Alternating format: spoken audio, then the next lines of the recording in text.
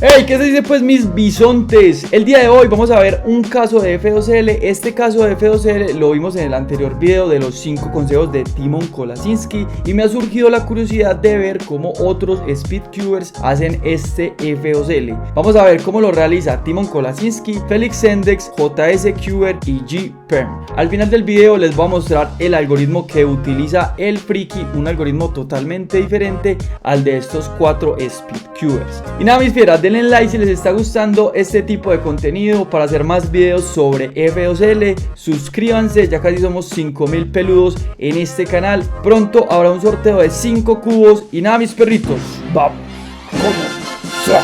¡Que se armen los pinches chingadazos! Listo, mis cracks, por acá por la parte izquierda van a encontrar siempre la mezcla de este caso de F2L y por acá vamos a ver la solución de cada speedcuber. Vamos a ver cómo lo realiza cada speedcuber y luego procedemos a explicar. Vamos a empezar con Timon Kolaczynski. Example of a case you might encounter. This pair, you split the pair with R, U2, R prime, and then you solve this case with R, U, R prime, and then you just insert the slot. Como pudimos observar, Timon Kolaczynski lo desarrolla de la siguiente manera. Vamos a poner por acá el algoritmo y la forma en que lo realiza Timon es la siguiente. Timon separa estas dos piezas, hace R, luego hace U2 con la mano izquierda y las posiciona de esta manera. Organiza esta parte con R', luego hace U y acá organiza esta arista para generar este caso de F2L y juntarlo con la esquina. Hace R, U, R', U y acá lo único que le falta es insertar este par de F2L. Vamos ahora con Felix Sendex. Similarly, the normal way to solve this case is to hide this corner, bring it across, and rotate back to put it in place. Bueno, como podemos observar, Felix Sendex realiza los siguientes movimientos. Él separa esta pieza, primero hace una rotación, separa las dos piezas, aquí hace este movimiento de D a dos capas, luego hace U' y posiciona este caso de F2L de esta manera, junta la esquina con la arista e inserta el par de F2L. Realmente esta forma no es de mis favoritas porque tiene que hacer una rotación para insertar este par de F2L. Ahora vamos a ver el tercer speedcuber, esta vez le toca a G-Perm. Vamos a ver cómo es que él realiza este F2L. How I like to do it from this angle is like this.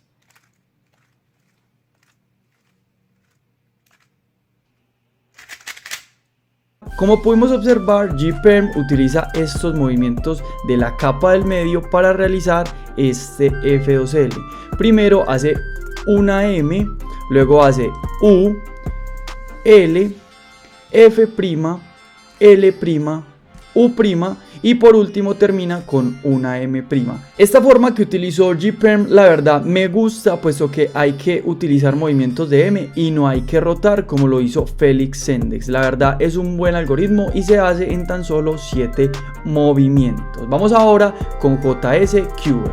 Pero esta es una de las que yo hago, la que más ocupo, y es una rotación hacia acá y hago esto.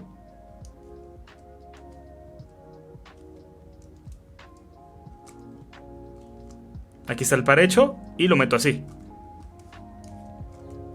Es un caso incómodo, sea como sea que lo haga. Así que bueno, un poco más rápido se ve así.